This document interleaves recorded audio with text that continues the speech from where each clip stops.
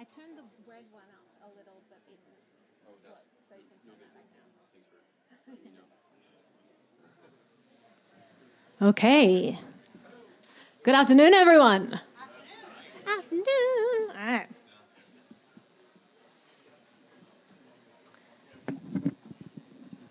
How do I finagle this?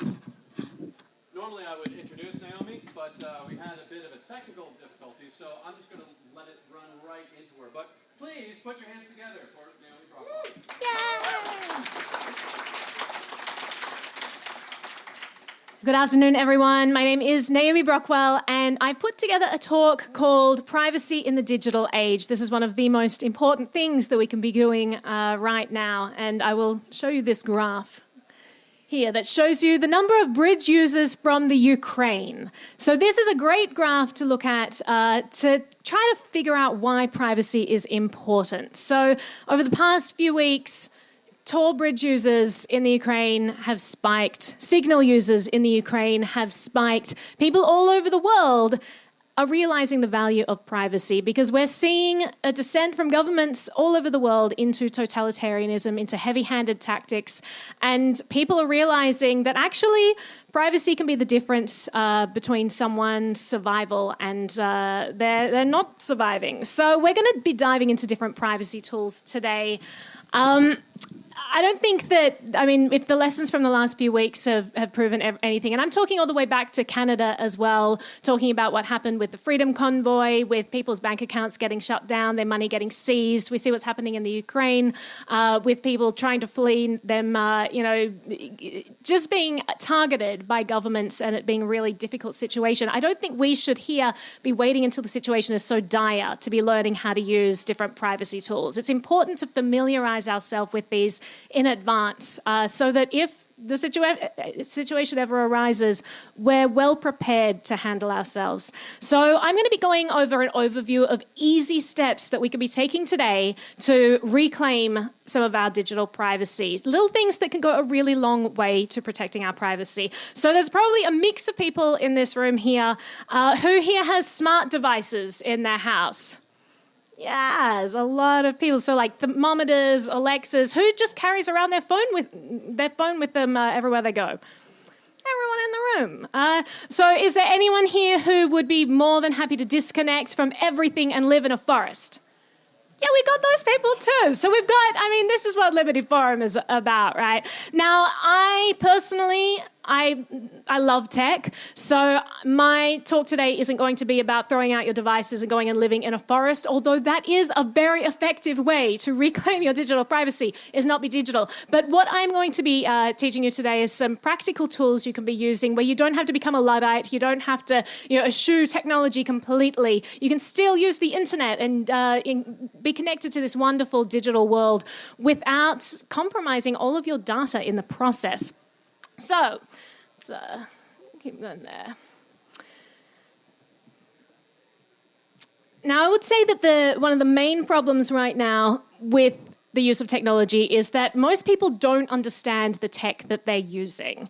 So why would we? We're not all software developers or software engineers. We didn't build these things. And one of the wonderful things about the modern age is that we've reached a point where I don't have to understand how my computer works to be able to turn that on switch and to use it. That's a really wonderful thing. We've broken down barriers to entry. We've made tech available to so many people. But there is a problem with this because, even though we as society, we've taken down these barriers to entry, we've made life-changing technology accessible to more and more people, there is a danger in using things that we don't understand. So we are making trade-offs in our choices that we're not even aware of, right? And so I think the first step in reclaiming our digital privacy is understanding the tech that we use a little bit better so that we can actually make informed decisions in our life, make better choices. Turns out that there are lots of choices for tech out there. There are some that are really bad for stealing your data. There are some that are actually pretty good. And so it's just a matter of understanding how your data is being collected so you can make more informed choices in your life. So Edward Snowden, he has often talked about this asymmetry of information that I just mentioned. He mentions it in his memoirs. He says, if you don't understand the tools that you're using, you're disempowered in your own life. How can you take control of your decision-making if you're not making informed choices? And so what I'm going to do is, and just for your information, like reading this book was a big catalyst for me, reading his memoirs, because it made me want to learn more about the choices I'm making in my life to become more empowered as an individual, so that I can become my best self, fulfill my potential, and not just be at the whim of the technology, but actually consciously opting into certain things and maybe opting out of others. So that requires a certain level of understanding of how this technology works. So I'm going to be diving into some of the trade-offs that we do make when we use certain technology. And the whole idea of this isn't actually to dissuade any of you from using certain products. It's actually just to inform you of what the trade-offs are so that you guys can be making these decisions on your own. You'll have to make them based on your own life. And trade-offs with security and privacy, it's always a trade-off with convenience on the other side. So I want to make things sustainable for you. I don't want to, say, well, in order to have privacy, you have to wear this tinfoil hat and you have to, it's not sustainable, right? So it's all about telling you what the trade-offs are, and you can decide whether they're things you're actually willing to make in your own life. So first of all, why is privacy important? And probably everyone in this room is probably convinced that it is. Now, who here is concerned about their digital privacy? They care about it. Most people. Is anyone here not really concerned? And they're saying, they're not really doing anything particularly interesting. Yeah, so there are people who think that, they're not doing anything particularly interesting. Why should they be concerned that they're looking up sneakers on Amazon? It's like, it's not a game-changing thing. It's not going to destroy their life, right? So I think that the majority of people here are conscious of it, and we've probably self-selected. We are at a conference called Liberty Forum. So it's a certain type of people that gets attracted to this. But actually, the majority of people aren't that concerned about their privacy. They don't think that they're particularly interesting. They don't think that anyone's going to be watching what they're, in particular doing online. So the first thing that I'll mention is that mass surveillance does not matter. Mass surveillance doesn't care whether you're interesting or not, right? Your data is just hoovered up indiscriminately. So it's not that anyone's targeting you because you're interesting. All of your stuff is being collected whether you're interesting or not. So that's important to remember. So if there's a chance in the future that you might ever one day become interesting, you may want to start thinking about how much of your data you want to be collected. So the other thing that people say is, I have nothing to hide. Privacy is for people who break the law. And it's like an interesting quip, right? Because laws change, societal norms change, but that data is forever. And I don't think people realize that. You may feel safe now, you may even like the government in power now, but another regime could come in and they have access to all of the data in perpetuity. That data doesn't just disappear. So everything you're putting out now, that just stays in a permanent database associated with your identity. It's collected, and any future regime can have access to that. So as I said, societal norms do change, and what's considered fine and acceptable behavior today, in 10 years' time, it might not be. In 20 years' time, in 40 years' time, it might not be. So it is worthwhile making conscious choices about how much data you're actually, letting go out into the wild, because you really don't want too much stuff being swept up and collected about you for future regimes to use. So, and if there's a chance, if you think that there is a chance that in the future you might disagree with a future government, well, you should probably protect your privacy right now, because they're not going to be going up and saying, well, you believed this thing 10 years ago, but I'm sure you're a changed person and things are different now. They're going to be looking at your entire history. That's what they do. That's how they get people. They look at things that they have done decades ago and they say, well, that's evidence that they're a criminal and we can target them. So it's just worthwhile thinking about, whether or not we want to be making conscious choices about limiting the amount of data we let run free. The other thing I will say is that some people say privacy is for those who break the law, and I would just say that not all laws are good. Civil disobedience is actually a really powerful tool. It is a way for society to, readjust their laws and to reevaluate what good laws are. How could people have realized that marijuana, should be legal without first trying that marijuana? Now, if you have a completely obedient society where no one can break the law, then you never have a chance to push boundaries and reevaluate whether, the laws you have in place are actually any good. So I think that in one of those most societies just have people who think for themselves and who make decisions based on their own value system, they tend to be punished, and the people who just follow bureaucracy and tend to be the ones who prosper. So we definitely don't want a society where no one breaks the law. It's maybe a more controversial point of view, but I think it's a very important one. So given that privacy is important, as I said, privacy fatigue is a very real thing. So that's what I'll start off by saying. Extreme privacy is incredibly difficult. It requires you to make huge sacrifices in your life that I'm sure most of you are not willing to make. So, if there are people here who want to aim for extreme privacy, you need to really know what you're doing, or you're going to get burnt out really, really quickly.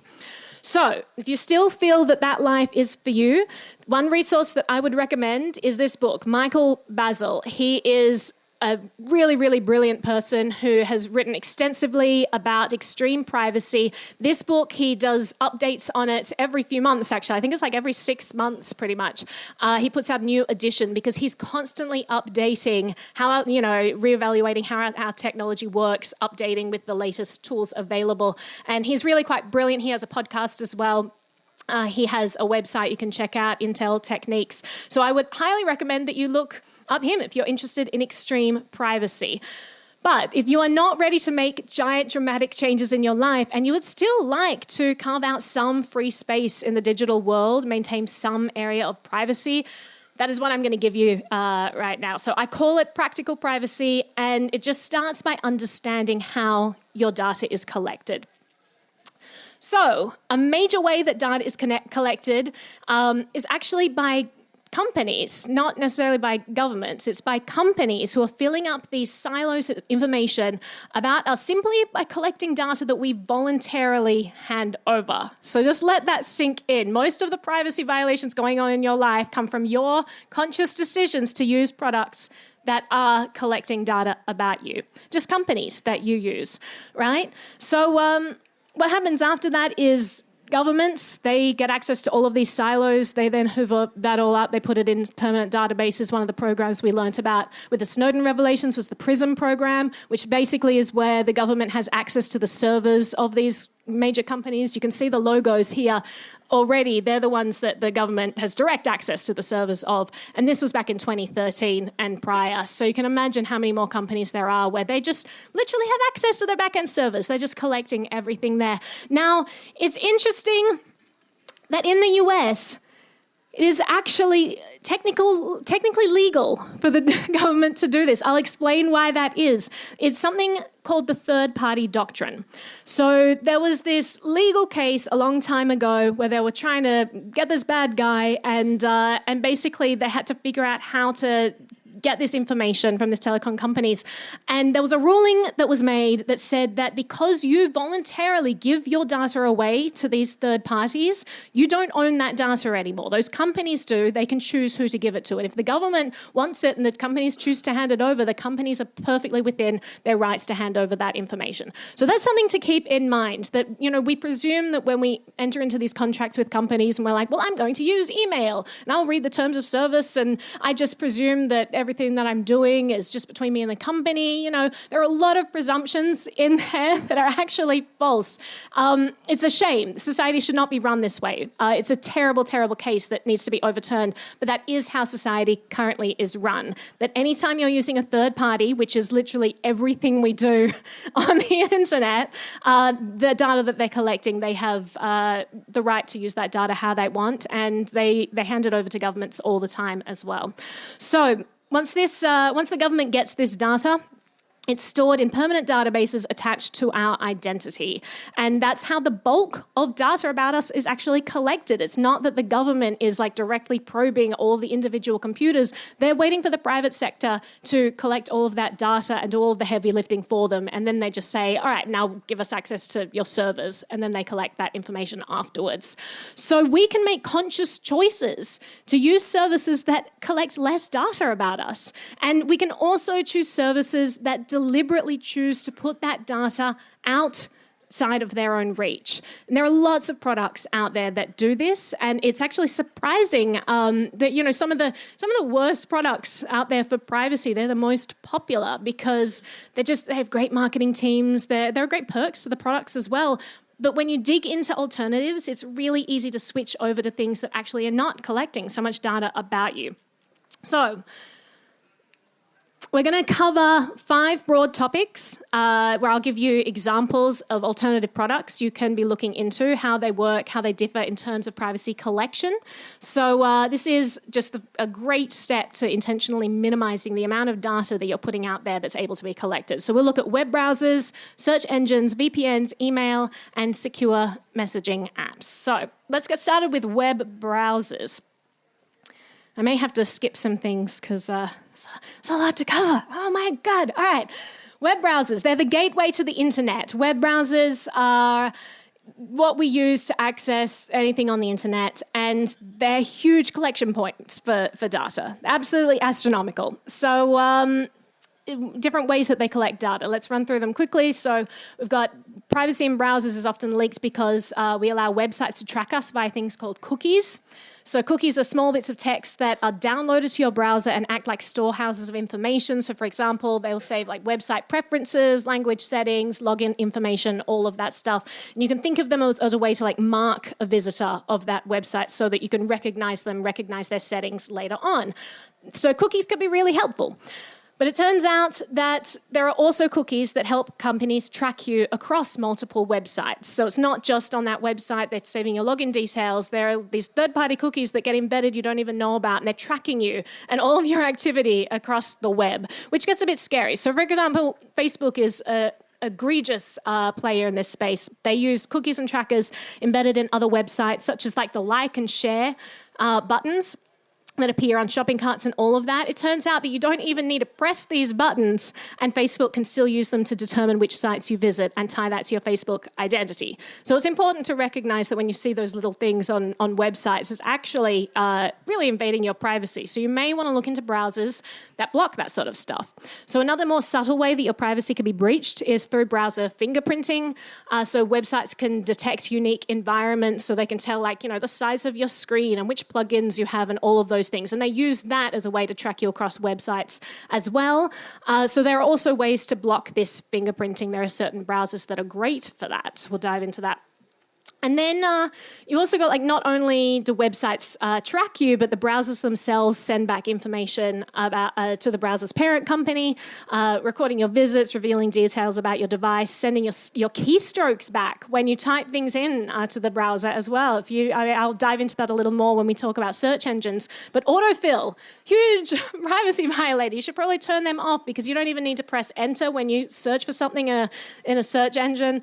That autofill is immediately sending those keystrokes back. Everything that you've thought about typing in, it's like, I should probably not search for that on the internet. Too late, Google already has all that information. So we'll dive into that more when we talk about search engines, but biggest offenders for browsers. So Microsoft Edge, Google Chrome. Who here uses Google Chrome? Everyone in the world uses Google Chrome, it turns out. Maybe people in this room a bit more savvy. Google Chrome is incredibly popular. They are the worst offenders. So they have a staggering 64% of the market share in terms of browser market. Their entire business model is to collect data about you and sell it. So if you're using Google Chrome, you're just handing them a whole bunch of data that is then being siphoned up and attached to your permanent identity. So, and I'll skip through some of this. As I mentioned, autocomplete, a bad feature that you should not be using no matter what browser you're using. But the first huge step you could do to reclaim some of your browser is just choose a different browser. Don't use Google Chrome anymore. I used to use Google Chrome. I used to use it for everything. It was really fast and it was great. And then I learned that every other browser functions basically exactly the same way. And I didn't miss not using Chrome, but the difference is that these other alternatives are much better at protecting your privacy. So I'll just dive into some of the reasons why Google is really, really terrible. I mean, a year ago, Chrome said that they would start blocking third-party cookies. Then they walked that back a few months later, said it wouldn't be implementing it for another 2 years. Meanwhile, other browsers have blocked third-party cookies like years ago. This is something that Chrome still does. It's kind of egregious. Everyone else has already stopped, and they still walked it back. So they said that it's not going to be until 2023 that they're going to start blocking these things, and even then, they might walk it back again. It's Google, right? So, and also, even when they do that, Chrome said that they would never stop tracking you. Once they do this, they're just going to do different things with the data. They're going to put you into like cohorts. The data won't be as, personally identifiable. There's lots of like vague language around what they're doing. But as I said, just don't use Chrome. There are so many better alternatives. Let's move on to Microsoft Edge. So Microsoft Edge, there was a study from Trinity College in Dublin in 2020, and Edge was actually classified as one of the most egregious offenders in terms of privacy violations. So I will read a little bit of this excerpt. From a privacy perspective, Microsoft Edge and Yandex are much more worrisome from the other browsers studied. Both send identifiers that are linked to the device hardware and so persist across fresh browser installs and can also be used to link different apps running on the same device. So that means that it's not just like a matter of you shutting down things or whatever, reinstalling. It's connecting to like your MAC ID of your actual computer, for example. So even if you reinstall Edge afresh, it's just connecting all of that information. It's pretty bad. So they said, as far as we can tell, this behavior cannot be disabled by users. In addition to the autocomplete functionality that shares details of web pages visited, both transmit web page information to servers that appear unrelated to search autocomplete. There's just a whole bunch. Like, it's a giant study that goes into all the egregious violations. Don't use Edge either. It's pretty terrible. Let's go on to Safari. It's a little better. So Safari actually blocks third-party cookies by default, has built-in intelligence tracking prevention. It's designed to identify advertisers and other parties that attempt to track your online activities and remove cross-site tracking data. So it's like, it's not a bad choice. Google, of course, like disputes that this functionality, this intelligent tracking prevention even works. They've kind of dug holes into it.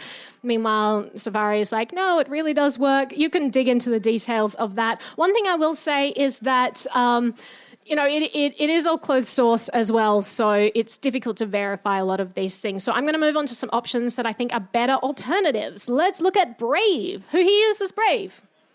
It's great. If you don't, try it out. You have a whole room of testimonials here who will vouch for how much you don't need Chrome. So Brave comes with slightly more protection right out of the box than some of the privacy alternatives. So I like that. It means that we have to do less in order to make our browsing situation more private. So they block ads and search autocomplete by default, so there aren't any issues of your keystrokes being sent back to your search provider, such as Google. They've also added, they have BAT token. I don't know if you guys use BAT. It's like a cool crypto thing that incentivizes the payments to, it basically takes out the middleman when it comes to advertising. You can opt in or opt out if you don't want to participate in it. You totally don't have to. But I think it's a cool feature that I use quite a lot.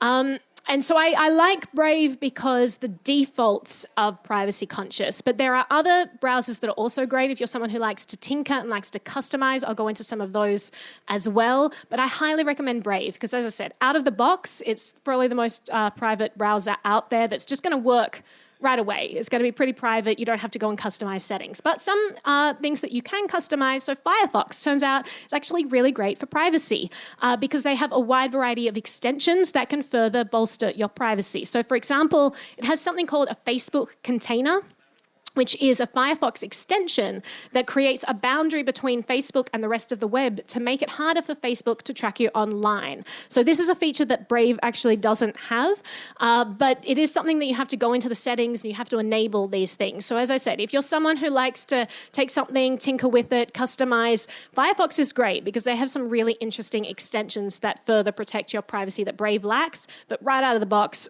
Brave is really, really great. I'll also talk really quickly about browser engines. So underneath the browser, it gets very complicated. Underneath the browser itself is something called a browser engine.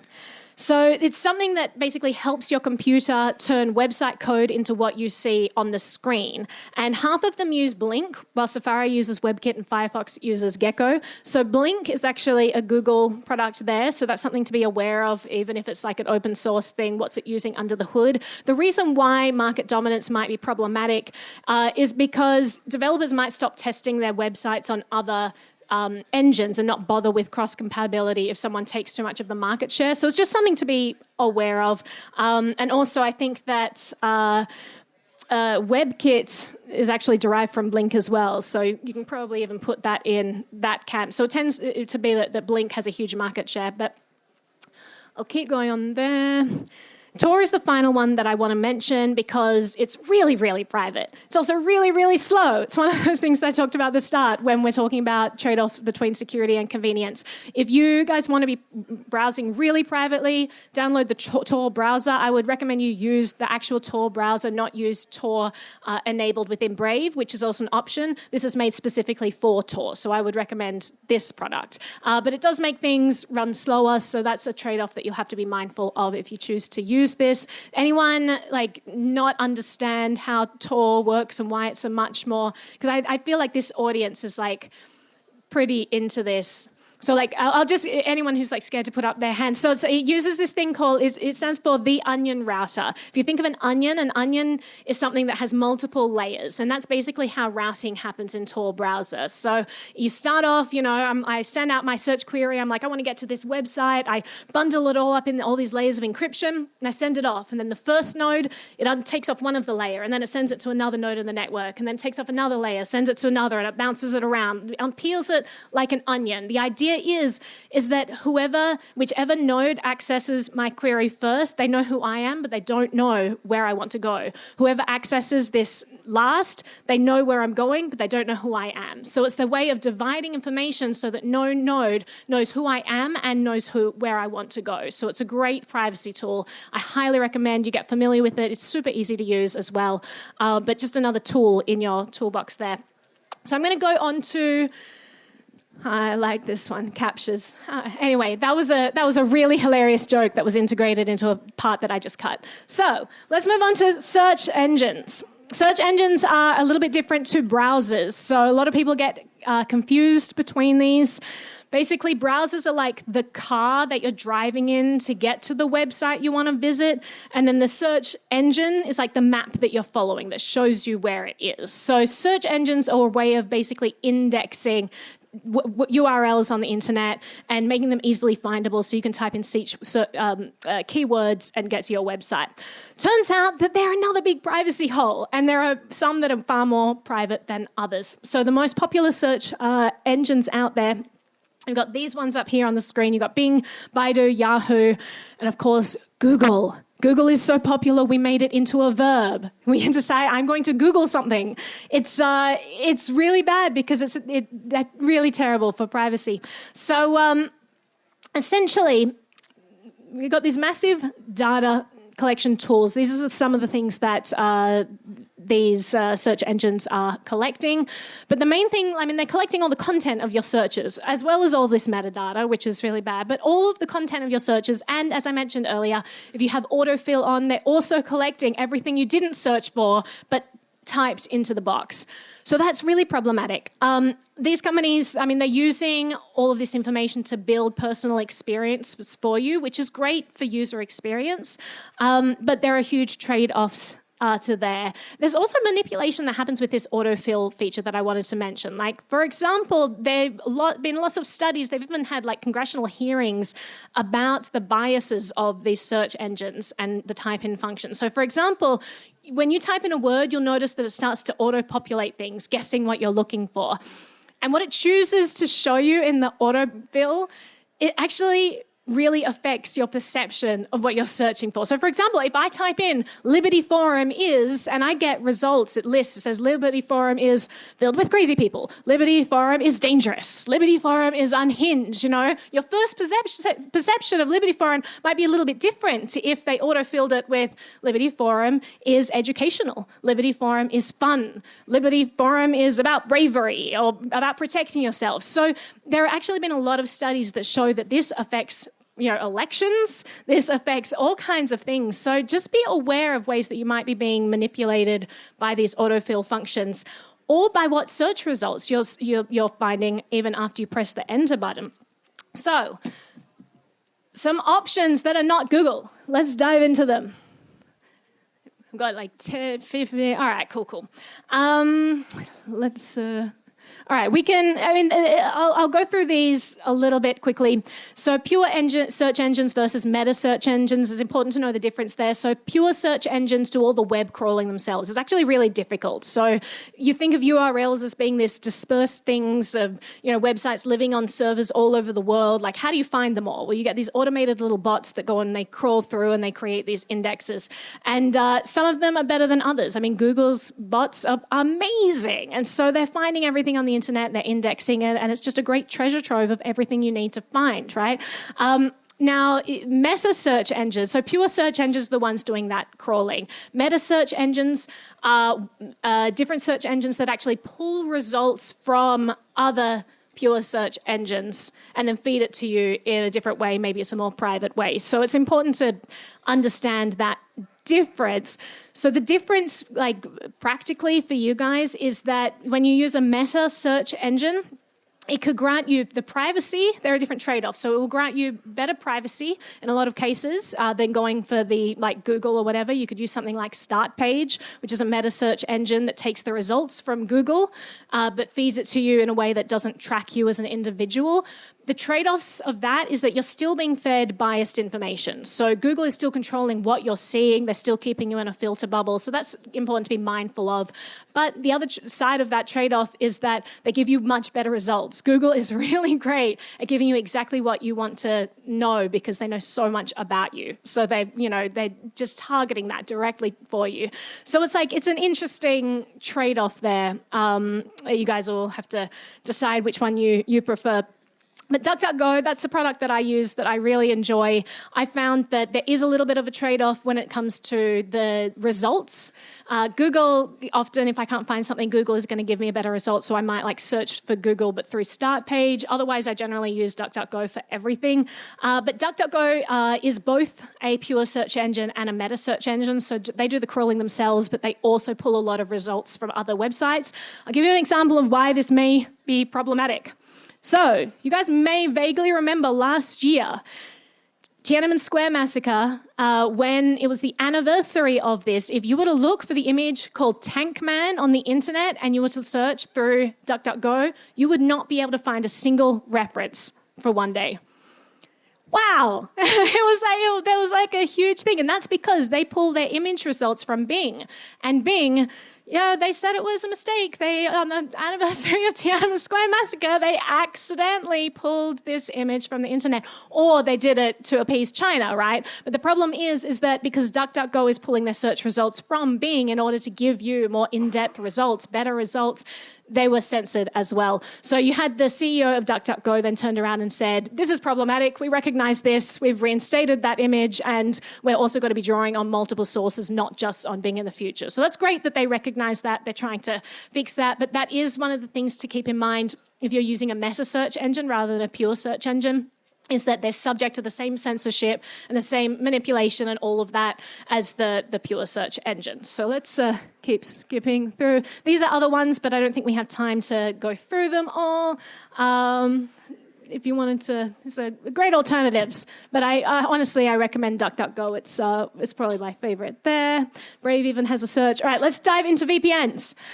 This is a whirlwind tour of privacy. All right, VPNs. Commercial VPNs are not tools for privacy. I'll say it again. Commercial VPNs are not tools for privacy. Who here uses a VPN because they want to be private online? Commercial VPNs are not a tool for privacy.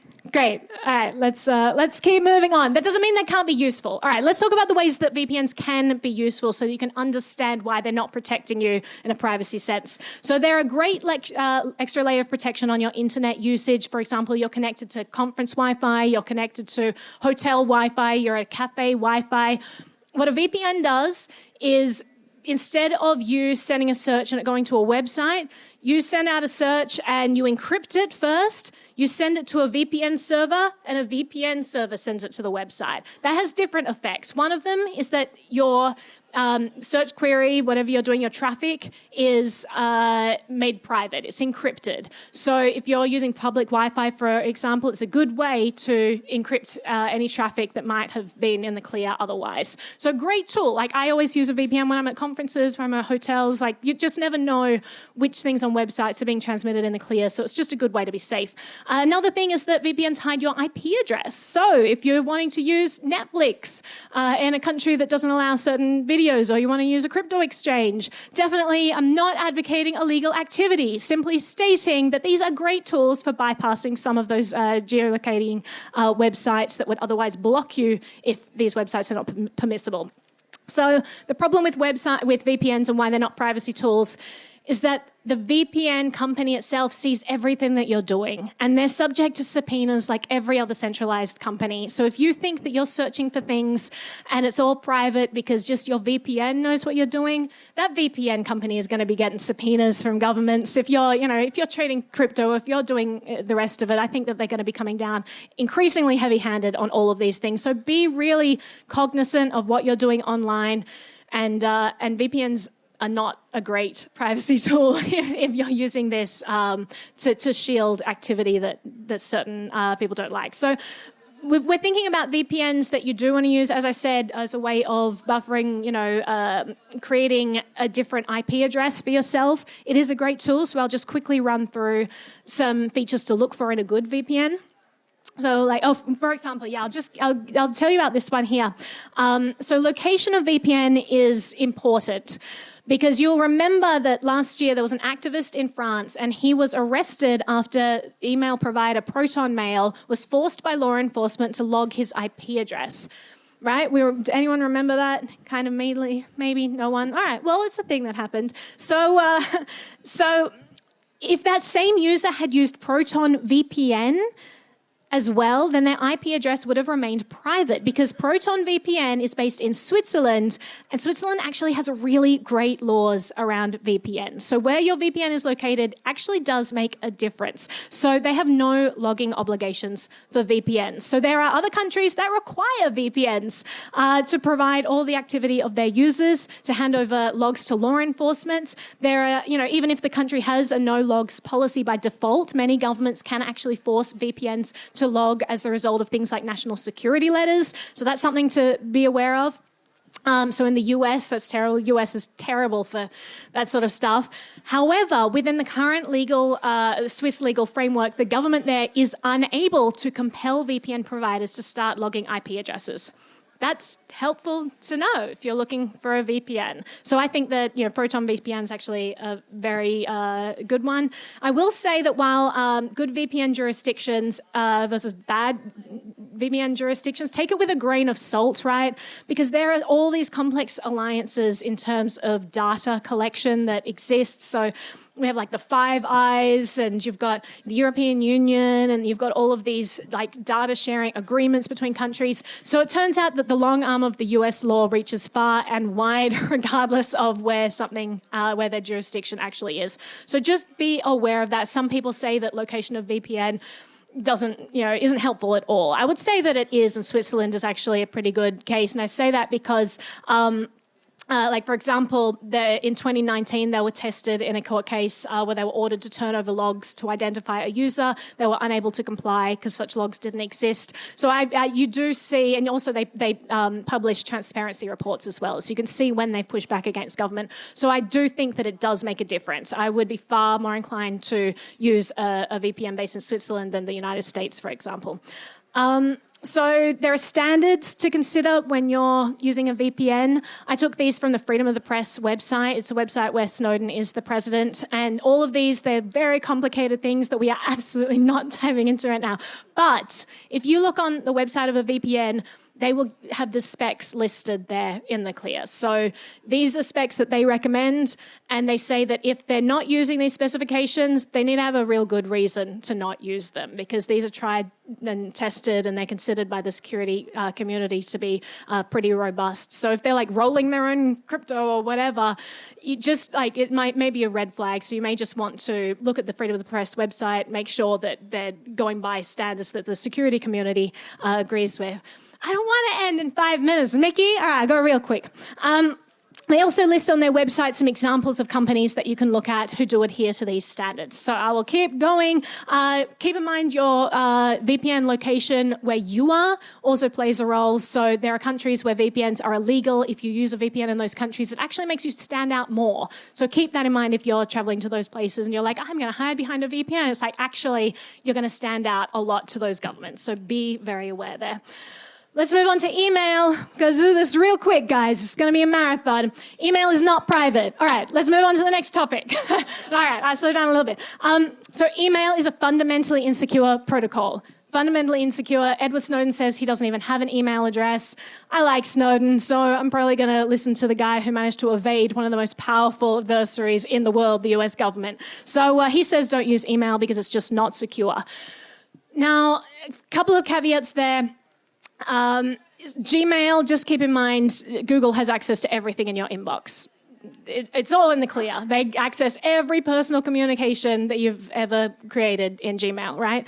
It gets worse than that. They not only have access to it, they give it to third parties. They sell a lot of that information for advertising. They actually said, I think it was last year, they swore that they'd stopped selling that information to advertisers, but they didn't say that they stopped giving it to third parties. And there are actually lots of cases where it's been proven that they hand over the contents of your email to third parties. So don't use Gmail is a really good tip that I will leave you with there.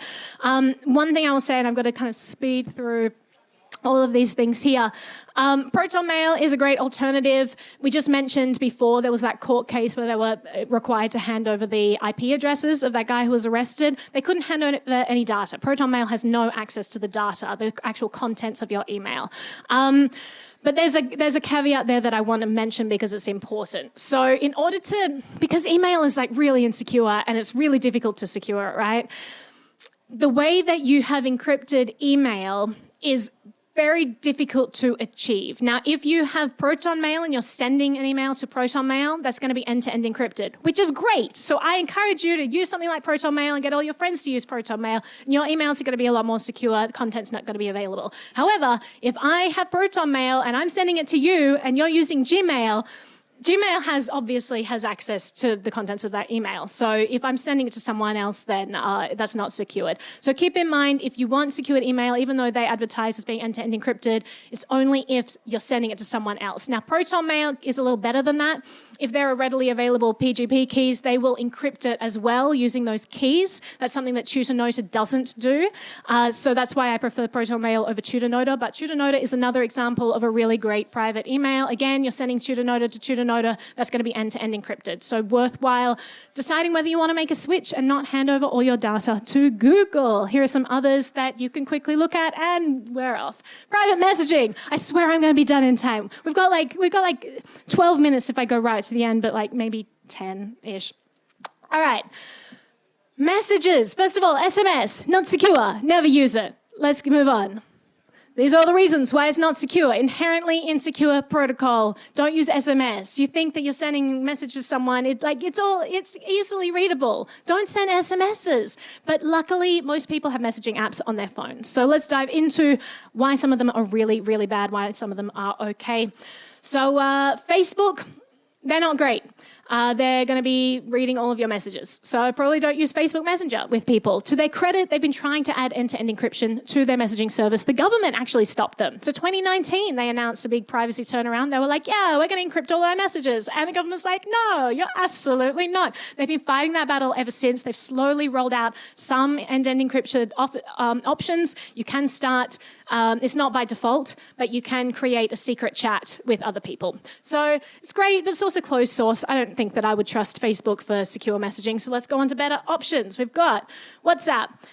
Don't use it. All right, next one. We've got Telegram. Also, don't use it. There was an FBI report that was leaked in Rolling Stone a few months ago. It outlined all of the different, compared all the different so-called private messaging apps, what the FBI legally had access to in terms of data. Telegram looked like it did pretty well on that. It was like Signal and Telegram looked like they were like the best ones there. All the rest kind of handing out a lot of metadata and all of that, even if they're so-called private. Telegram, these are the reasons why you should not use Telegram. First of all, it's not possible to encrypt the group chats on there. So all the groups you're in, all of that stuff is like saved in clear text in their servers and accessible by anyone who wants to look at it. So all your group chats on Telegram, not secure. Also, the individual messages are not end-to-end encrypted by default.